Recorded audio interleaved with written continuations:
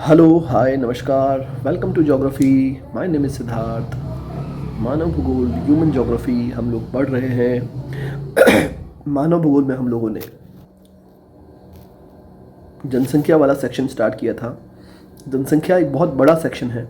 इसे हम लोग अक्सर हल्के में ले लेते हैं कि जनसंख्या है, बचपन से बढ़ते आए हैं, जनसंख्या वृद्धि के कारण, जनसंख्या वृद्धि को रोकने के उपाय और ये सब चीज़ें हम लोग कर लेंगे। लेकिन चूँकि अब आप लोग ज्योग्राफी के पर्सपेक्टिव में और ह्यूमन के पर्सपेक्टिव में जनसंख्या को पढ़ रहे हैं, तो जनसंख्या इतना बड़ा और इतना सिद्धांतिक टॉपिक है कि आप इसे इतना हल्के में भी नहीं ले सकते हैं जितना कि सामान्य रूप से जनसंख्या वाले विषय को हम लोग लेते हैं। तो जनसंख्या वृद्धि की अगर हम लोग बात करेंगे तो इसके संबंध में भी कई सारे सिद्धांत दिए गए हैं। पूर्व में जो अभी हमने वीडियो बनाया है उस वीडियो में हमने मॉल्थस का जनसंख्या सिद्धांत दिया था, जनसंख्या वृद्धि सिद्धांत पढ़ा था। लेकिन अब जो ये वीडियो आ रहा है, इस वीडियो में आज हम लोग मार्क्स के जनसंख्या वृद्धि सिद्धांत को पढ़ेंगे। मार्क्स का जो बेसिकली जनसंख्या वृद्धि सिद्धांत है उसमें मार्क्स ने कभी कोई सार्वभौमिक सिद्धांत दिया ही नहीं। आप समझिएगा, जैसे कि माल्थस ने एक सिद्धांत प्रस्तुत किया था कि जनसंख्या जो है, जो पॉपुलेशन है वो दुगनी गति से बढ़ती है, जबकि संसाधन जो है वो मैथमेटिकल स्पीड से बढ़ते हैं। यही हमने देखा था माल्थस के सिद्धांत में, जस्ट पहले वाले वीडियो में। देखिएगा, इनमें से प्रश्न बैठते हैं। माल्थस का सिद्धांत, मार्क्स का सिद्धांत, जननांकिकीय संक्रमण सिद्धांत, जो अब इसके नेक्स्ट वीडियो में हम लोग पढ़ने जा रहे हैं, वो तो बहुत ही ज़्यादा ज़रूरी है। तो इन सब से प्रश्न बैठेंगे और बैठते आए हैं, तो आपको ये सब करना है। और हर एक सिद्धांत के बारे में मोटा मोटा जो थ्योरी है वो आपको पता होनी चाहिए कि बेसिकली सिद्धांत कहता क्या है, क्या मतलब है इसका, और हम लोग इसके अंदर क्या 10 लाइनें लिखने के लिए एलिजिबल हैं। मतलब क्या हम लोग लिख सकते हैं, क्या हम इतने कैपेबल हैं कि हम लोग किसी भी सिद्धांत पे जनसंख्या के 10 से 12 लाइनें लिख करके उसको समझा सकें। तो बेसिकली मार्क्स ने किसी भी तरह का कोई सार्वभौमिक नियम नहीं दिया। उन्होंने कहा कि जनसंख्या की जो वृद्धि है के प्रतिमान जो है उसमें परिवर्तन जो हो रहा है वो कार्यशैली के परिवर्तन से परिवर्तन होता है। वो ये कहते हैं कि जब हम लोग इतिहास का अध्ययन करते हैं, इतिहास में हम लोग जब देखते हैं तो जैसे जैसे मानव के कार्य बदले हैं, जनसंख्या का प्रतिरूप और आकार भी बदला है। कैसे, अभी हम लोग आगे देखेंगे। सबसे पहले तो वो एक ऐसे चिंतक थे जिन्होंने इतिहास की वैज्ञानिक व्याख्या की है। समझिएगा, ये लाइन कई बार पूछी जाती है। इतिहास की वैज्ञानिक व्याख्या करने वाले से जो विद्वान थे वो है कार्ल मार्क्स। उन्होंने कहा था कि भौतिक विज्ञानों में जिस प्रकार से वैज्ञानिक और सार्वभौमिक नियम होते हैं, उसी प्रकार के सार्वभौमिक नियम सामाजिक प्रक्रियाओं में भी होते हैं। सामाजिक नियमों में भी हम लोग वैज्ञानिक नियमों को अप्लाई कर सकते हैं। जिसे कहा जाता है ना कि सामाजिक नियम तो मानव से मिलकर के बने हैं और मानव पे कोई भी एक बना बनाया नियम लागू नहीं होता है। लेकिन मार्क्स कहता है नहीं, मानव पर भी उसी प्रकार से, जिस प्रकार से वैज्ञानिक नियम है, उसी प्रकार के सार्वभौमिक नियम मानव पर भी और समाज पर भी लागू होते हैं। उनके अनुसार इतिहास का जो सार तत्व है वो है किसी भी समाज के उसके उत्पादन के ढंग का तरीका। आप देखिएगा, ये इस सिद्धांत का मूल लाइन है। देखिएगा, किसी भी समाज में उसके उत्पादन के ढंग के तरीके में निहित है। उत्पादन का जो ढंग है, जो तरीका है, वो किस प्रकार का है उस समाज में, वही तय करता है उसकी इतिहास को, उसकी पॉपुलेशन को, उसकी ग्रोथ को। क्लियर बात है, इतना आपको समझना ज़रूरी है। जैसे प्राचीन से भी प्राचीन काल में मानव क्या करता था, तो वो संग्रहण का काम करता था। इकट्ठा करना, फल फ्रूट इकट्ठे करना, सब्जियां इकट्ठे करना, पत्तियां इकट्ठे करना, आखेट करना मतलब शिकार करना, यही सब काम करता था। फिर एग्रीकल्चर करना शुरू किया, फिर इंडस्ट्री डालना शुरू किया। तो जैसे जैसे हमने उत्पादन के तरीके बदले हैं वैसे वैसे हमारा इतिहास बदला है।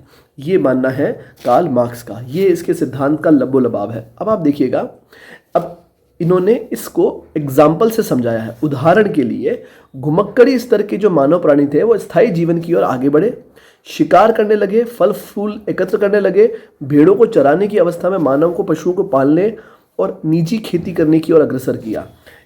कहाँ, घुमक्कड़ जीवन से लेकर के अब वो एग्रीकल्चर कर रहा है और एक जगह जहाँ पर उसका खेत है वहाँ तक वो सीमित हो रहा है। और फिर धीरे धीरे इसके बाद में नगरीय संस्कृति का विकास हुआ और अनेक प्रकार के व्यवसायों का जन्म हुआ। जैसे जैसे नगर डेवलप होंगे, शहर डेवलप होंगे, वैसे वैसे फिर अनेक व्यवसायों का भी जन्म होता है। ठीक है, फिर हम लोग बात करते हैं कि जनसंख्या में बढ़ोतरी होती है और इसको बाधित करने वाले जो कारक हैं वो कमज़ोर पड़ते हैं। निजी संपत्ति का उद्भव होता है। यहाँ से कार्ल मार्क्स का सिद्धांत स्टार्ट होता है। वो बेसिकली बात क्या कर रहा है, वो बात कर रहा है निजी संपत्ति की, कि जैसे जैसे निजी संपत्ति का उद्भव होगा एक ऐसी स्थिति का आगमन हो जाएगा जबकि निजी उत्पादन तरीके विकास में आ जाएंगे। मतलब बात ऐसी होती है कि जैसे कई सारे लोग हैं, 100 लोग हैं, लेकिन 100 में से कुछ 3-4 लोग ऐसे हैं जिन्होंने अपने उत्पादन के तरीकों को डेवलप कर लिया, और बाकी के जो 95-98 जो लोग हैं वो उसके अंडर में रह करके काम करेंगे। फिर जब ऐसी स्थिति होती है तब जो है इससे आर्थिक वर्गों की रचना होती है। ठीक है, फिर इससे क्या बनते हैं, आर्थिक वर्ग बनते हैं, और फिर धीरे धीरे ऐसे समय पर समाज में पदानुक्रम आना शुरू हो जाता है कि आप बड़े, आप मैनेजर, हम श्रमिक, और इस तरह से एक हायरार्की बनती है, एक ऊपर, एक बीच में, एक नीचे, इस तरह का एक वर्ग क्रम बन जाता है। फिर वो ये कहता है कि उसी के बाद नियम बनते हैं, अपराध होते हैं, अपचार होते हैं, और दंड विधानों का निर्माण होता है। इस प्रकार से इंसान ग्रोथ कर रहा है। फिर वो कहते हैं तदंतर में आगे बढ़कर औद्योगिक क्रांति ने पूंजीवाद को जन्म दिया।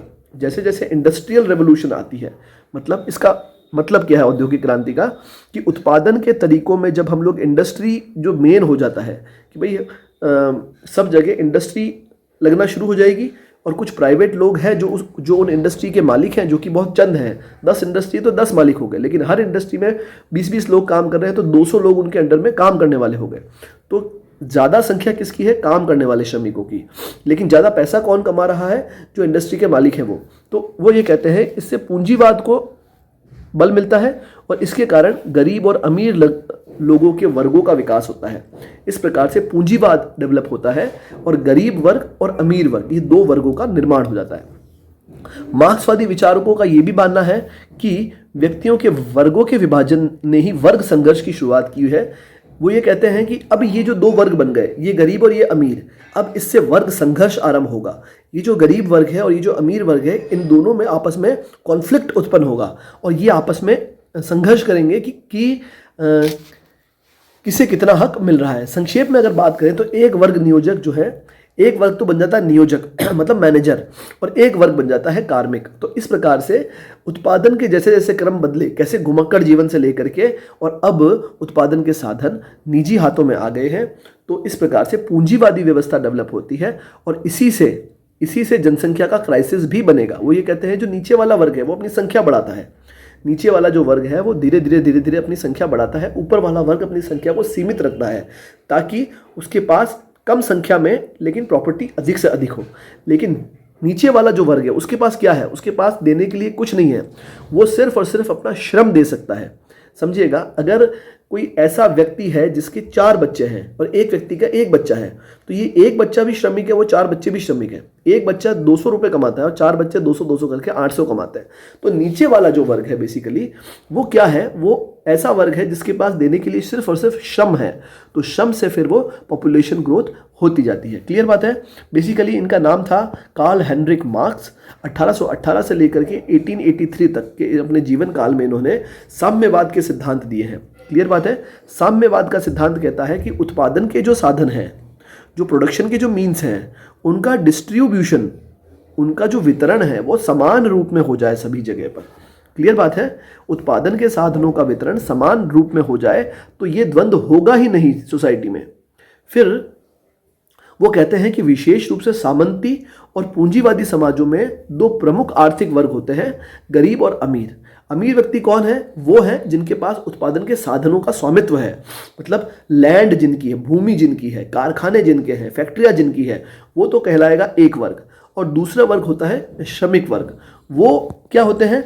वो सिर्फ और सिर्फ अपना शोषण करवाते हैं, सिर्फ और सिर्फ अपना श्रम देते हैं और उन अमीर वर्गों के उत्पादन के साधनों से उनका उत्पादन बढ़ाते हैं। फायदा अमीर लोग ले जाते हैं और ये सिर्फ और सिर्फ अपनी तनख्वाह में खुश रहते हैं। तो आई बात समझ में। बेसिकली कार्ल मार्क्स ने कोई जनसंख्या का सिद्धांत नहीं दिया है। मैंने आपको पहले यही बताया कि पॉपुलेशन का कोई नियत सिद्धांत कार्ल मार्क्स नहीं देते हैं। कार्ल मार्क्स बस ये कहते हैं कि जैसे जैसे सोसाइटी में उत्पादन के साधन के तरीके बदलेंगे, वैसे वैसे सोसाइटी का पदानुक्रम बदलेगा और जनसंख्या में वृद्धि या कमी हमें देखने को मिलती है। क्लियर बात है। फिर अगर हम लोग बात करें कि ये स्थितियां तब तक चलेगी जब तक कि मानव ने खेत, दुकान, घर, कारखाने, वस्तुओं के उत्पादन के लिए दूसरे मानवों को नियुक्त करना शुरू कर दिया हो। जैसे फॉर एग्जांपल, जैसे आपके पास पैसे हैं तो आपने 10-12 लाख रुपए लगा के एक दुकान लगा ली। अब उस दुकान में आप बैठ नहीं रहे हो, आपने क्या किया, एक कार्मिक को रख लिया और उसको बोला कि तुझे 5,000 रुपये मिलेंगे। अब वो 5,000 रुपये में आपकी दुकान को मेंटेन करेगा और आपको कमा के देगा। क्लियर बात है। फिर वो ये कहते हैं कि नियोक्ता जो है, जो आप हैं जिन्होंने उस व्यक्ति को नियुक्त किया है, ये क्या कहते हैं, श्रमिक को कम मजदूरी देकर के उनका शोषण करते हैं। और इस लाभ को मार्क्स ने क्या कहा, अतिरिक्त मूल्य। बेसिकली ये उनका एक्सेस ऑफ वैल्यू सिद्धांत है, मतलब अतिरिक्त मूल्य का जो सिद्धांत है वो यही है। तो फिर अगर हम लोग बात करें कि कार्ल मार्क्स ने और क्या क्या कहा है जनसंख्या के बारे में, तो वो ये कहते हैं कि कामकाजी जनसंख्या जहां एक और पूंजी के संचय को प्रभावित करती है, वहीं ये लोग साधनों के उत्पादन कर अपने आप को अपेक्षित निरर्थक बना देते हैं। जैसा कि मैंने अभी आपको बताया था कि जो कामकाजी जनसंख्या है वो अपनी पॉपुलेशन को कंट्रोल नहीं कर सकती, क्योंकि वो अगर कंट्रोल करेंगी तो वो उत्पादन के साधनों में भागीदारी कैसे निभाएंगे, वो अपनी आय के सोर्स को कैसे बढ़ाएंगे। देखो, जनसंख्या का जो मार्क्सवादी सिद्धांत है वो पूंजीवादी उत्पादन के ढंग और कार्य व्यवस्था की प्रतिक्रिया पर आधारित है। मतलब जिस प्रकार से पूंजीवाद की एक व्यवस्था बनी हुई है, मतलब दो वर्ग बने हुए हैं, एक वर्ग शासन करेगा, एक वर्ग शोषित होगा, इस व्यवस्था का प्रतिक्रिया दी है मार्क्स ने। उसने कहा कि नहीं, ये व्यवस्था नहीं चल सकती, और इसी की प्रतिक्रिया के अंदर उन्होंने अपने सिद्धांत को प्रस्तुत किया है। मार्क्स के अनुसार दुख और गरीबी ये बेसिकली कोई नैसर्गिक अपरिहार्यताएं नहीं है, मतलब ये होती ही होती है। हमने क्या किया, इसको मान लिया कि ये तो जीवन का हिस्सा है। नहीं, मार्क्स कहता है कि ये जीवन का हिस्सा नहीं है, ये तो पूंजीवाद का परिणाम है। ये मार्क्स का कहना है। क्लियर बात है।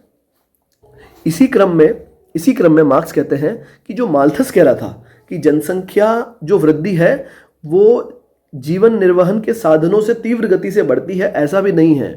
वो ये कहते हैं कि इनका सबका जो कारण है वो आर्थिक लाभ है, जो कि कम जनसंख्या वाले जो लोग हैं उनमें विलीन हो जाता है। आर्थिक जो लाभ होता है, जो मैं कहा था आपको, अतिरिक्त मूल्य का जो सिद्धांत है, जो एक्सेस में जो लाभ है वो थोड़े से लोग ले जा रहे हैं, और जो बड़ा वाला वर्ग है वो बस उसका ध्यान सिर्फ और सिर्फ अपनी पॉपुलेशन में ही रह जाता है।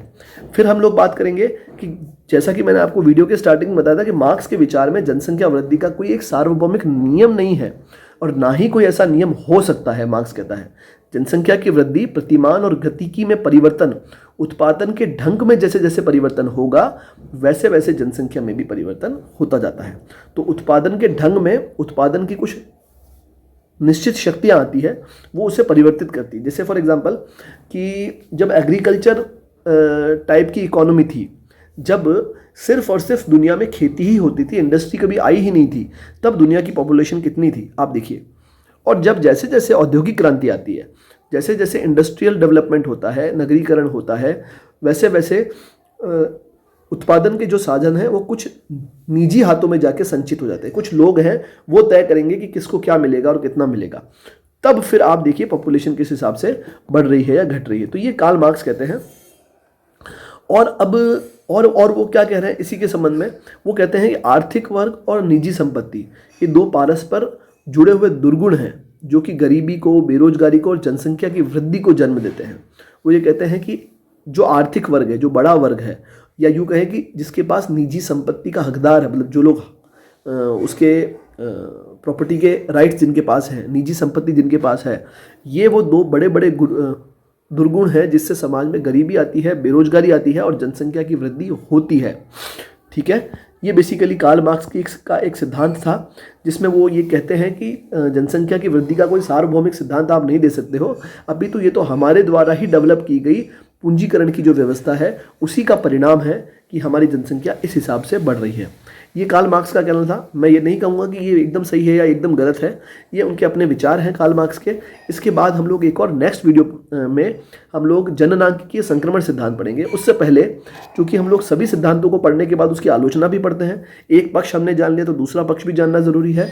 तो यहाँ अब हम लोग कार्ल मार्क्स के सिद्धांत की कुछ चुनिंदा आलोचनाओं पर ध्यान देंगे।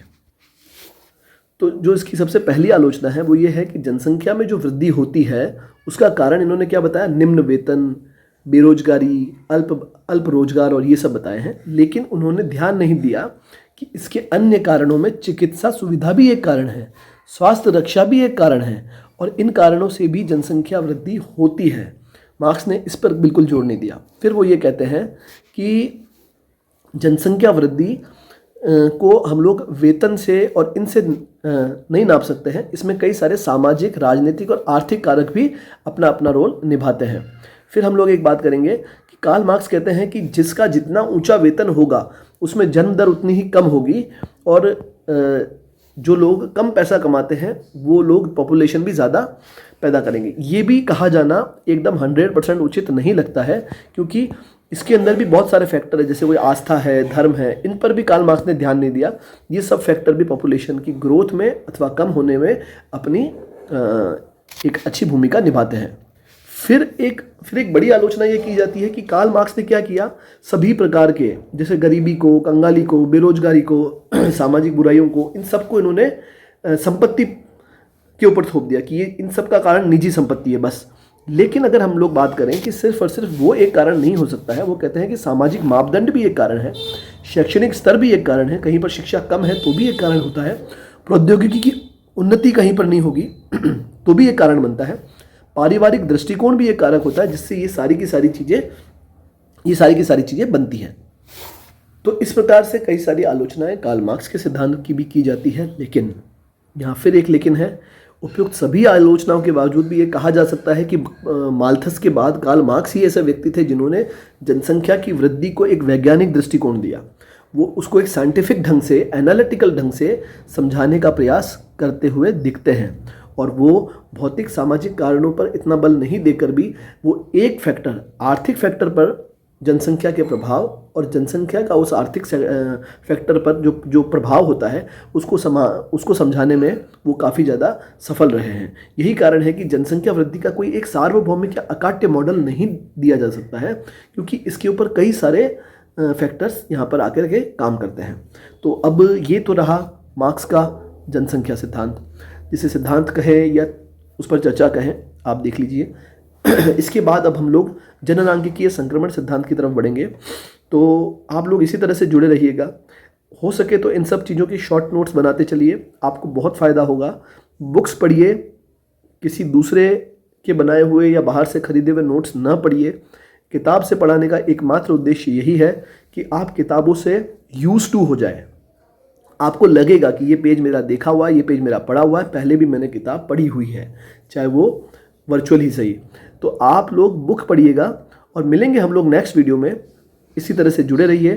Thank you very much.